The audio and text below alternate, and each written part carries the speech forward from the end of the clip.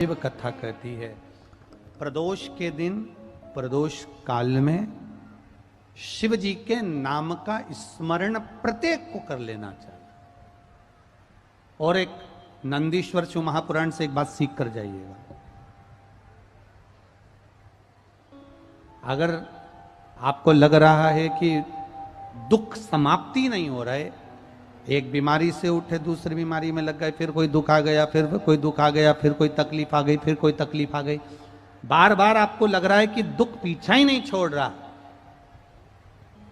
तो नंदीश्वर शिव महापुराण की कथा आपको कह रही है प्रदोष के दिन प्रदोष काल में 2 जगह दिए लगाना प्रारंभ कर दो।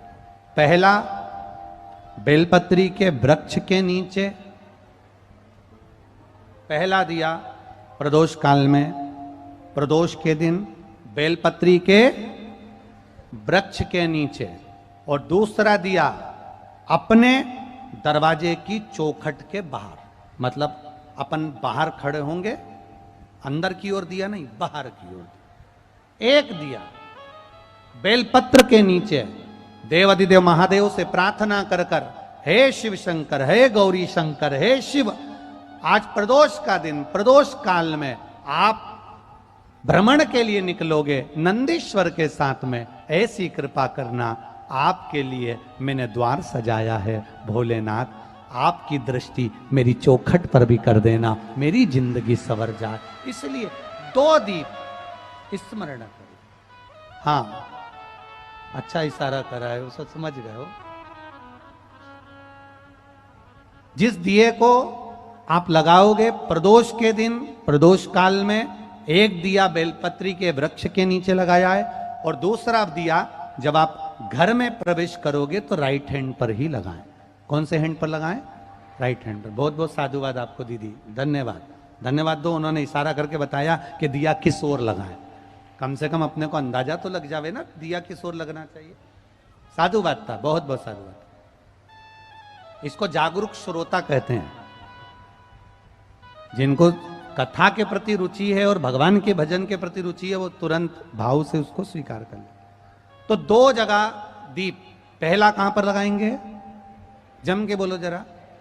बेलपत्री के वृक्ष के नीचे। अब बेलपत्री के वृक्ष को भी समझना, कौन सा वृक्ष होना चाहिए? जो आप खड़े हो, दोनों हाथ ऊपर हो, उस हाथ तक भी उसकी पत्ती को स्पर्श ना हो पाए, मतलब उसकी छाया हमारे पूरे शरीर पर पड़े, तो बेलपत्री के वृक्ष की मूलता का आनंद है। जो छोटे बेलपत्री के वृक्ष होते हैं, छोटे छोटे जो पौधे होते हैं बेलपत्री के, इनको जल डालकर, खाद डालकर सिंचित करो, बड़ा करो, उनको पोषित कर कर, बड़ा कर कर कहीं अच्छी जगह उनको लगाओ। ये नहीं कि छोटी बेलपत्री के पत्ते तोड़ लो या छोटे से पौधे के पत्ते तोड़ लो, वो श्रेष्ठता नहीं है। शिव पुराण कहती है वृक्ष वो होना चाहिए जिसकी छाया हमारे ऊपर आए। बाकी के आपके घर में आप बेलपत्री का पौधा लगाते हो, उसको बड़ा करो, बड़ा करने के बाद उसको कहीं अच्छी जगह पर लगाओ जिससे वह बेलपत्री का पौधा बड़ा हो जाए। बड़ा हो जाएगा, हम हैं नहीं हैं, कम से कम वो पौधा रहेगा, वृक्ष बनेगा। वृक्ष बनेगा तो उसकी पत्तियां टूट कर महादेव पर चढ़ेगी, तो हमारा कल्याण अपने आप हो जाएगा। आप उसमें लगाइए, आप वो बेलपत्री के पौधे को बड़ा करिए, उसको लगाओ, वृक्ष हो बड़ा। तो पहला दिया कहां लगाएंगे? बेलपत्री के वृक्ष के नीचे, और दूसरा अपने घर में प्रवेश करते समय राइट हैंड में बाहर। शिव तत्व को जानन करो। कौन से दिन? जम के बोलो जरा। प्रदोष के दिन। कौन से समय?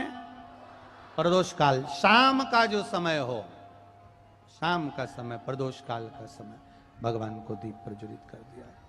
शिव तत्व कह रहा है। नंदी ने शंकर भगवान से कहा, आपने वचन दिया था मेरे को, आपने मुझे वचन दिया था, आपने मुझे वचन दिया था भोलेनाथ कि प्रदोष के दिन, प्रदोष काल में नंदी तू मुझे जहां ले जाकर खड़ा कर देगा, उसके आसपास में जहां मेरी दृष्टि पड़ेगी, वो जो मांगेगा महादेव उसकी झोली खुशियों से भर देगा। परमात्मा पर भरोसा करने वाला और प्रदोष का व्रत करने वाला कभी खाली झोली लेकर नहीं जाता, याद रखना। जिसने परमात्मा पर भरोसा करा है और जिसने प्रदोष का व्रत करा है, उसको शिवजी ने आज नहीं तो कल, कल नहीं तो परसों दिया जरूर। जिसने बाबा पर भरोसा करा, जिसने सोमवार, पशुपतिनाथ ऐसे व्रतों को जो धारण करता है, कोई 16 सोमवार करता है, कोई पशुपति व्रत धारण करता है, कोई प्रदोष व्रत करता है, कोई सोमवार की अष्टमी का व्रत करता है, जो मांगा देगा। थोड़ा देर कर सकता है पर देने में पीछे नहीं है, देगा।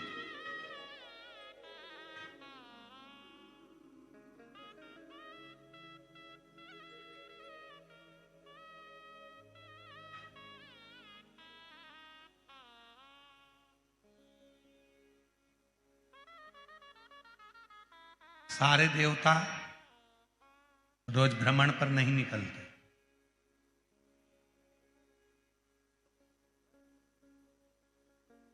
33 कोटि देवता में केवल एक देवता है, देवाधिदेव महादेव, जो प्रतिदिन प्रदोष काल में, प्रदोष काल में शाम के समय अपनी अर्धांगिनी मां पार्वती जी के साथ भ्रमण पर निकलते हैं अपने भक्तों का दुख मिटाने के लिए। प्रतिदिन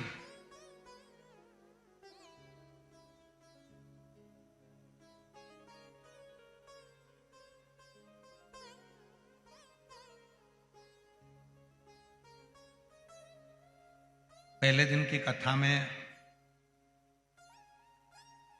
श्री प्रकाश भाऊ जी की धर्मपत्नी श्रीमती रीना जी, प्रकाश जी धारीवाल जी ने प्रश्न किया था उनके घर पर कि प्रदोष करना है, तो पहले तो मेरा निवेदन है कि प्रदोष को समझें कि प्रदोष का मतलब क्या। संसार का कोई मनुष्य कितने भी दोष कर ले, उसकी जिंदगी के सारे पाप उसने जितने भी करे हों, यदि प्रदोष का दिन है, जिस दिन प्रदोष है उस दिन यदि उसने व्रत धारण करा, केवल एक दिन ऐसा होता है प्रदोष का जिस दिन 33 कोटि देवता और 64 योगनियां भी भगवान शंकर के सामने अपने मन की बात कहने के लिए प्रदोष काल में खड़े होते हैं और शिवजी अपने हाथों से उनके दुख मिटाते मिटाते जाते हैं। वो प्रदोष का व्रत होता है। वो का विस्तार से तो वर्णन हम करेंगे बीच में, पर सारे दोषों को जो समाप्त कर, सारे दोष, सारी तकलीफ, तुम्हारी जिंदगी के जितने जितने तुम्हारे दोष हैं इस जन्म के उस जन्म के, और जब भगवान शिव से आप निवेदन करते हैं, प्रार्थना करते हैं, उनसे अपने मन का भाव कहते हैं, प्रार्थना करते हैं, निवेदन करते हैं, तो शिव उसको स्वीकार करते, स्वीकार।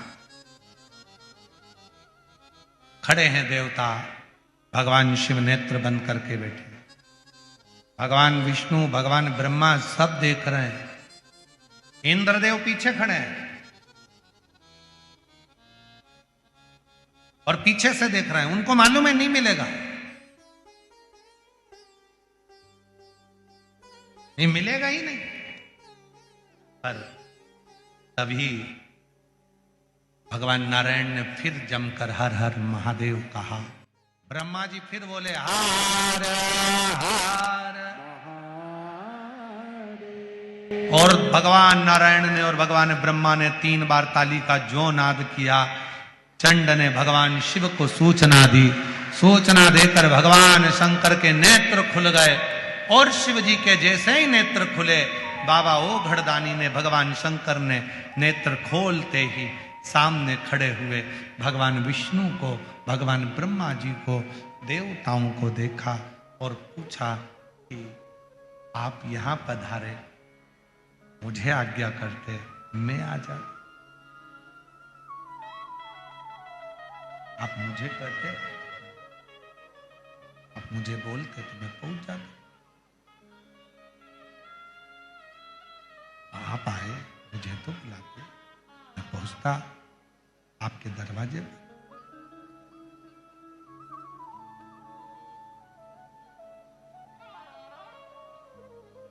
और देखो, सतयुग में,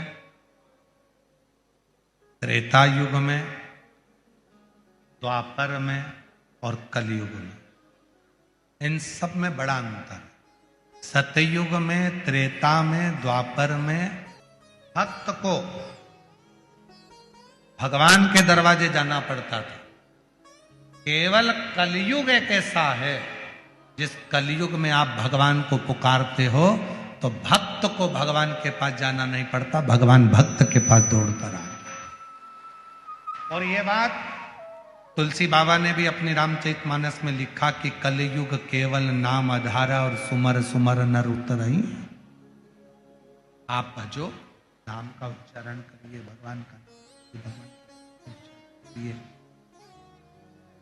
जब भगवान के नाम का उच्चारण करोगे तो भगवान अपने करीब में आए। लक्ष्मी जी ने बेलपत्र के वृक्ष के नीचे साधना करना प्रारंभ करा। जैसे ही मां लक्ष्मी ने बेलपत्र के वृक्ष के नीचे साधना करना प्रारंभ करा तो देवाधिदेव महादेव कुछ ही समय में, प्रदोष काल के समय पर लक्ष्मी जी के सामने शंकर भगवान प्रकट हुए। शिव जी ने पूछा, लक्ष्मी तुम्हें क्या चाहिए? लक्ष्मी जी कहती हैं, मेरी ये अश्व की योनि, मुझे अश्वी बनना पड़ा, घोड़ी बनना पड़ा, इस अश्व की योनि से मैं मुक्त हूं। पर प्रभु, इस अश्व की योनि से मुक्त तो हूं, पर मेरे प्रभु ने मुझे घोड़ी बनाया है, अश्व बनाया है। मैं चाहती हूं मेरे नारायण मुझे इसी घोड़ी की योनि में, अश्वी की योनि में प्राप्त करें। इस घोड़ी की योनि में, इस अश्वी की योनि में मेरे स्वामी, मेरे नारायण मुझे प्राप्त। ठीक है, भगवान भोलेनाथ जी ने कहा, आप चिंता ना करें, जिस प्रदोष काल में आप बेलपत्री के वृक्ष के नीचे आती हो,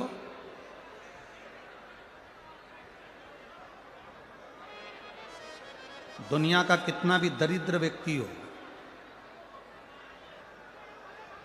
चाहे दुनिया का कोई व्यक्ति ऐसा हो जिसका कभी व्यापार चलता ही नहीं हो, उसने 50 बार बदल के देख लिया,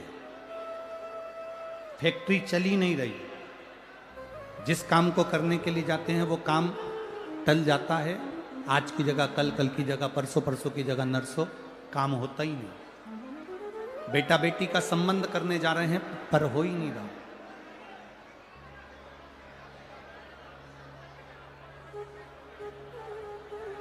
कितना भी दरिद्र से दरिद्र व्यक्ति हो, कितना भी दीन से दीन व्यक्ति हो, एक नियम वो अगर अपनी जिंदगी में बना ले, प्रदोष काल में, प्रदोष के समय पर बेलपत्री के वृक्ष के नीचे एक बार जाकर नमन करना और प्रदोष काल में शंकर भगवान के मंदिर में दिया लगाना, ये दो चीजें अगर वो 3 महीना भी लगातार कर ले तो उसके जीवन में कभी कोई समस्या आ ही नहीं सकती, कोई दुख आ ही नहीं सकता। एक नियम बना, जैसे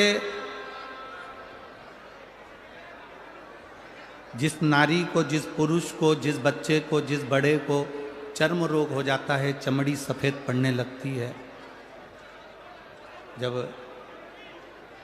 चमड़ी सफेद पड़ने लगती है, चर्म रोग जैसा जब हो जाता है या चर्म रोग उसको घेरने लगता है, चमड़ी जब सफेद पड़ने लगे या चमड़ी काली पड़ने लगे या चर्म रोग सोराइसिस जैसी बीमारी तक के लिए है हमारा।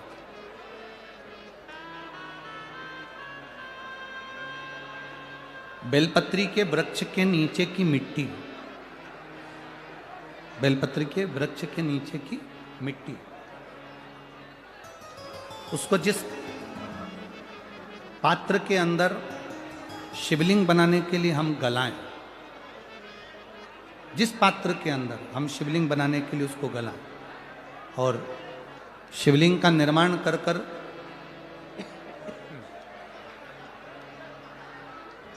हम बेलपत्री के वृक्ष के नीचे उसका पूजन करें, उसका विसर्जन करें। और बेलपत्री के नीचे की जो मिट्टी है, जिस पात्र में गलाई जाती है, उस पात्र के पानी का स्नान, उस मिट्टी का थोड़ा सा भाग अपने शरीर पर लगाकर, जहाँ सफ़ेद चमड़ी हो रही हो या श्वेत चमड़ी हो रही हो वहाँ लगाकर और उसका स्नान करना यदि हम प्रारंभ करें। परंतु प्रदोष, जैसे अपन शंकर भगवान के मंदिर जाते हैं, दर्शन करते हैं, पूजन करते हैं, उसी तरह बेलपत्री के वृक्ष के नीचे की मिट्टी को गलाकर हम शिवलिंग का निर्माण करते हैं। स्नान करना या शरीर पे लगाने के साथ में सबसे ज्यादा जरूरी है शंकर भगवान के उस शिवलिंग की पूजन करना, पार्थिव लिंग की पूजन करना। लगभग 2 शिवरात्रि निकलेगी महीने की और बाबा जहां जहां से चमड़ी सफेद हो रही होगी वहां वहां से धीरे धीरे बाबा अपने असली रंग को देना प्रारंभ कर देता है। इतना बेलपत्री के वृक्ष की पार्थिव लिंग निर्माण और पूजन की उस मिट्टी का इतना वर्णन हमारे शास्त्र करते हैं, इतना वर्णन।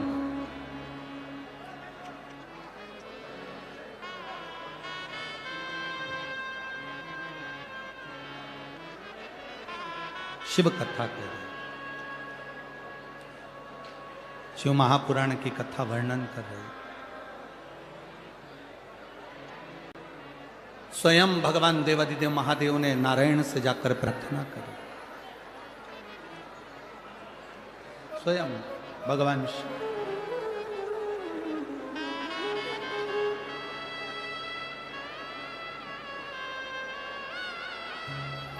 शंभु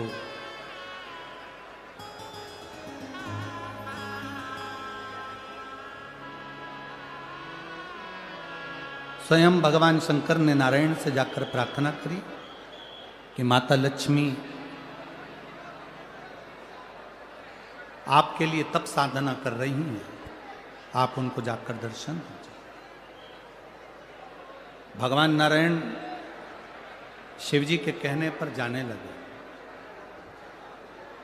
भगवान शंकर के कहने पर भगवान नारायण जाने लगे, पर भगवान शिव जी ने भगवान नारायण को रोका और भगवान शिव जी ने नारायण को रोककर कहा, प्रभु रुको, मेरा निवेदन केवल इतना सा है, जैसे माता लक्ष्मी घोड़ी बनकर, अश्वी बनकर पृथ्वी पर गई हैं, आप अश्व बनकर पृथ्वी पर जाकर लक्ष्मी को लेकर आए। भगवान स्वयं नारायण अश्व बनकर पृथ्वी पर जाते हैं और लक्ष्मी जी को लेकर आते हैं।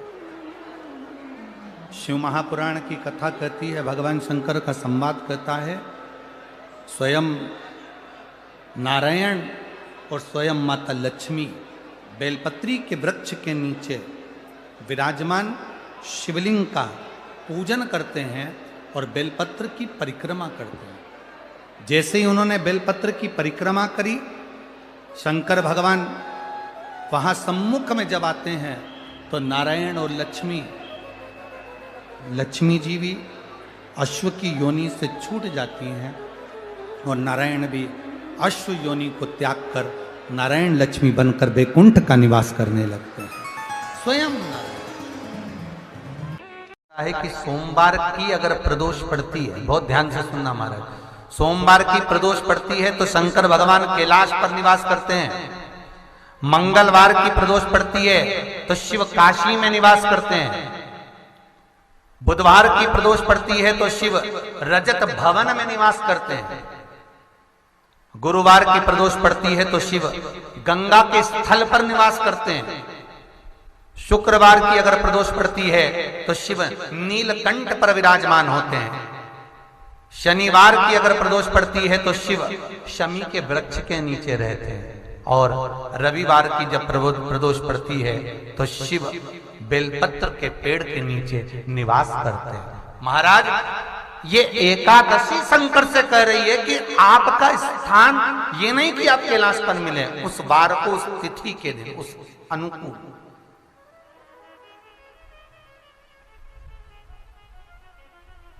हमारे यहां कहते हैं सोमवार की जो प्रदोष पड़ती है वो इच्छा पूर्ति करती है। मंगलवार की प्रदोष रोग से मुक्ति देती है। बुधवार की प्रदोष कामना की पूर्ति करती है।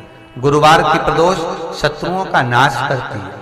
शुक्रवार की प्रदोष सुख और शांति देती है।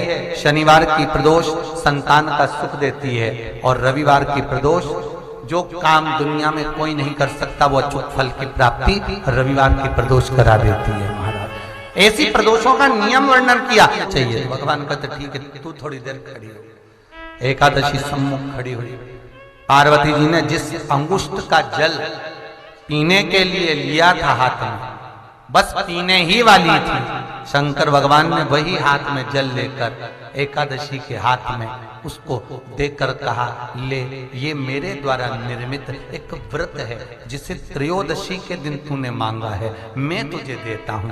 आज इस व्रत का फल मैं तुझे प्रदान करता हूं। अब तू जिस जीवात्मा को लेकर जाएगी उसका पाप प्रबल नहीं होगा।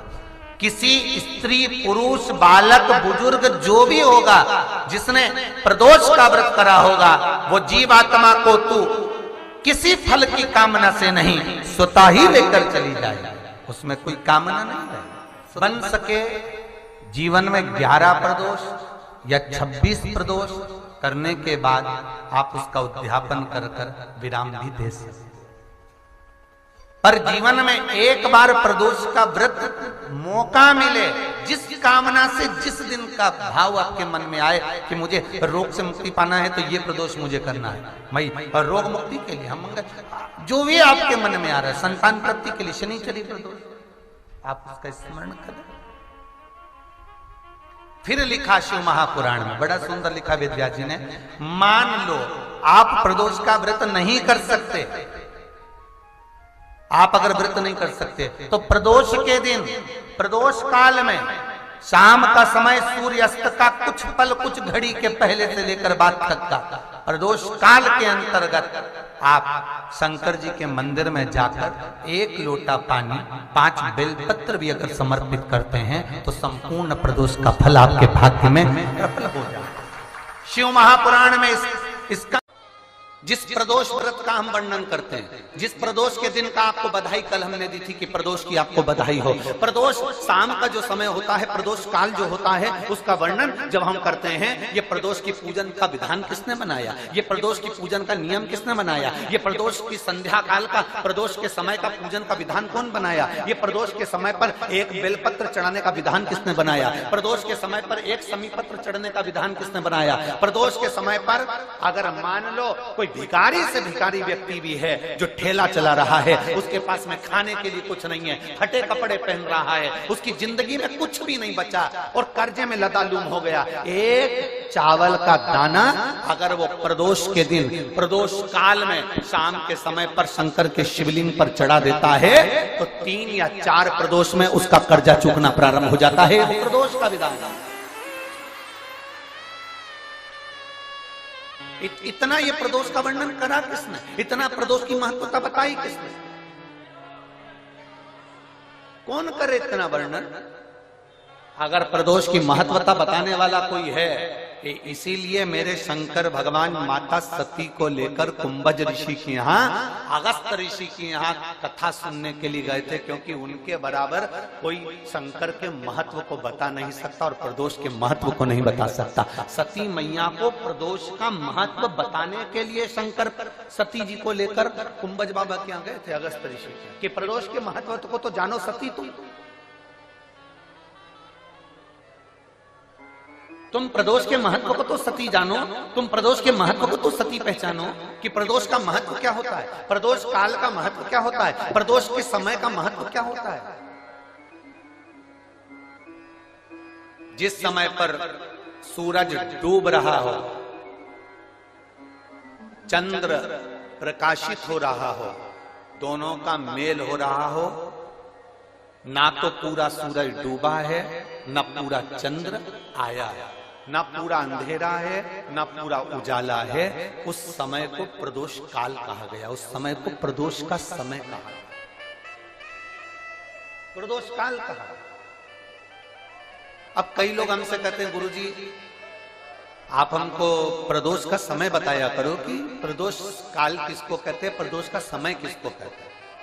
अब एक बात हम आप सबसे कहना चाहते हैं, जितने लोग आस्था चैनल पर सुन रहे हैं, जितने फेसबुक यूट्यूब पर सुन रहे हैं और जितने रेवाड़ी की इस पवित्र धरा पर कथा को सुन रहे हैं, आप सबसे एक बात कहना चाहेंगे, अगर हम समय देखकर बताएं आपको कि शाम को 6 बजे, 6:30 बजे, 6:30 पे लेकर 7:30 के बीच में ये समय है, या 5:30 से लेकर 6:30 तक का ये समय है, या हम तुमको बोल दें कि इतनी बजे ये समय प्रदोष काल का रहेगा या इतनी बजे ये समय रहेगा, तो देखिए कभी कभी ठंड का समय आता है तो दिन जल्दी ढल जाता है, कभी कभी गर्मी का समय रहता है तो दिन बहुत लेट ढलता है। इसलिए समय की गणना से मत चलो, आप तो ये अंदाजा लगाकर रखो कि दिन ढल रहा हो,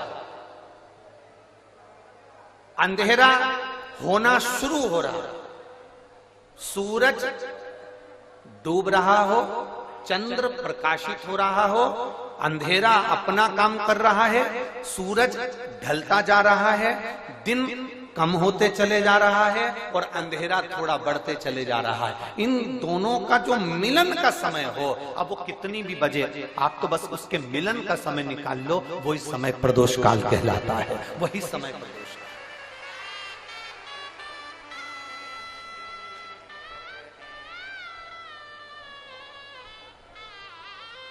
अब प्रदोष काल की पूजन का विधान किसने बनाया? कोई आपसे पूछे तो क्या बताओगे? जम के बोलो जल्दी से, कौन ने बताया था? अगस्त ऋषि। सबसे श्री प्रकाश जी धारीवाल जी की धर्मपत्नी श्रीमती दीना जी प्रकाश जी धारीवाल जी ने प्रश्न किया था प्रदोष के लिए।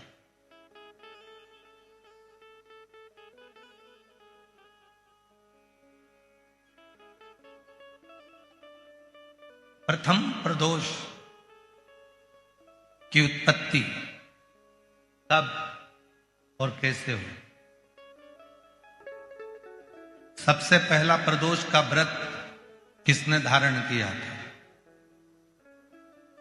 कहा जब देवता और असुरों ने मंथन किया और उस मंथन में जो हलाहल विष निकला, और वो विष कोई लेना नहीं चाहता था। ऐसा दुनिया में कोई नहीं है जो बुराई लेगा। अच्छा किया तो मैंने किया, बुरा करा तो इसने किया। जितना किया अच्छा मैंने करा और बुरा करा तो इसने करा। दुनिया में बहुत कम लोग होंगे जो बुराई खुद ले लेंगे। जब मंथन हुआ, विष निकला और वो विष हलाहल विष शिव जी के पास पहुंचा।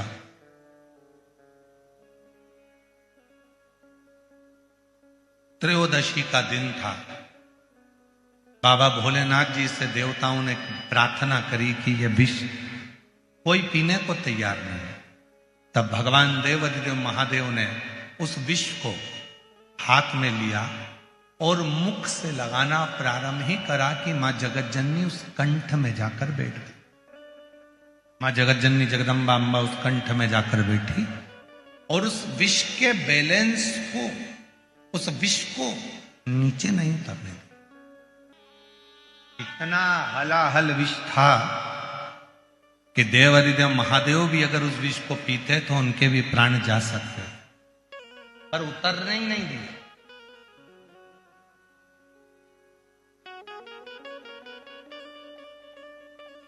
सारे दोषों को, उस विष के संपूर्ण दोषों को मां जगतजननी ने अपने हस्त कमल पर झेल लिया और पूरी रात्रि, पूरा समय मां जगतजननी शिव के नाम का स्मरण करती रही। शिव जी प्रसन्न हो गए और संपूर्ण सुख देने वाले उस प्रदोष का महत्व स्वयं शंकर जी ने पार्वती से कह दिया। पार्वती, आज त्रयोदशी है, जिस दिन तूने प्रदोष काल में मेरे कंठ में इस विष को झेला है, संपूर्ण जगत में कोई भी जो इस त्रयोदशी के दिन प्रदोष का व्रत करेगा और प्रदोष काल में मेरी साधना करेगा, उसकी जिंदगी के सारे विषयों को मैं अपनी ओर खींच लूंगा और उसको सुख प्रदान।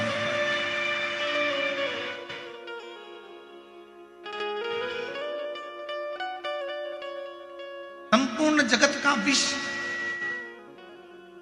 कितना सुंदर कहा है। ये जो प्रसंग आप लोगों को मिल रहा है, ये प्रसंग हम इस कथा में लेने वाले नहीं थे, पर उन्होंने माता जी ने पहले दिन ही ऐसा प्रश्न खड़ा कर दिया, इसलिए इसको थोड़ा थोड़ा थोड़ा थोड़ा लिया जा रहा है, इसलिए इसको थोड़ा थोड़ा थोड़ा थोड़ा ले। कितना सुंदर वर्णन करा गया है शिव महापुराण में प्रदोष की महत्वता में। शिव महापुराण में प्रदोष की महत्वता कहते हुए स्वयं वेद व्यास जी वर्णन कर रहे हैं। तुमरुका जी चंचुला देवी से कहते हैं, चंचुला 15 दिन में प्रदोष आती है, हर 15 दिन में प्रदोष आती है।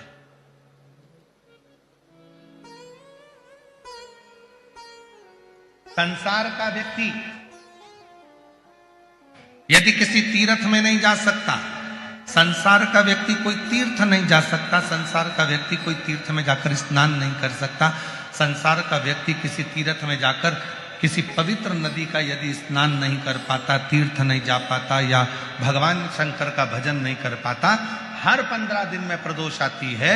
यदि एक प्रदोष को भी वो भूल से भी एक बेलपत्र या जल या चावल का दाना अगर शंकर को प्रदोष काल में समर्पित कर देता है या प्रदोष का व्रत कर लेता है, तो उसके 15 दिन तक लगातार उसे तीर्थ का फल प्राप्त होता रहता है। चाहे फिर वो मंदिर जाए ना जाए, देवालय जाए ना जाए, शिवालय जाए ना जाए, तीर्थ जाए ना जाए, ये उसके ऊपर निर्भर करता है। पर एक चावल का दाना भी, एक बेलपत्र भी, एक लोटा जल भी यदि प्रदोष काल में, प्रदोष के दिन शिव को समर्पित हो जाता है तो उसका फल जब, और एक दिन तक नहीं मिलता, 15 दिन तक लगातार उस फल को प्राप्त हो। कई लोग सर्च कर रहे हैं, प्रदोष का व्रत है, प्रदोष के व्रत में आज मान लो मंगलवार का प्रदोष है, मान लो सोमवार का प्रदोष है, मान लो गुरुवार का प्रदोष है, तो प्रदोष में मैं क्या खाऊं, आज के व्रत में क्या खाया जाए। लोग नेट पर सर्च करते हैं, लोग गूगल पर सर्च करते हैं, किताबों में ढूंढते हैं, पोथी पुराणों में ढूंढते हैं, क्या खाया जाए।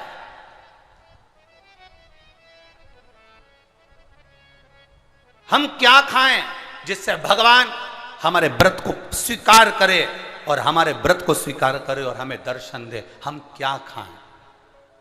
हमारा तो केवल इतना सा निवेदन है, किसी भोले व्यक्ति का, किसी गरीब व्यक्ति का धन मत खाओ, प्लाट मत खाओ, उसका पैसा मत खाओ।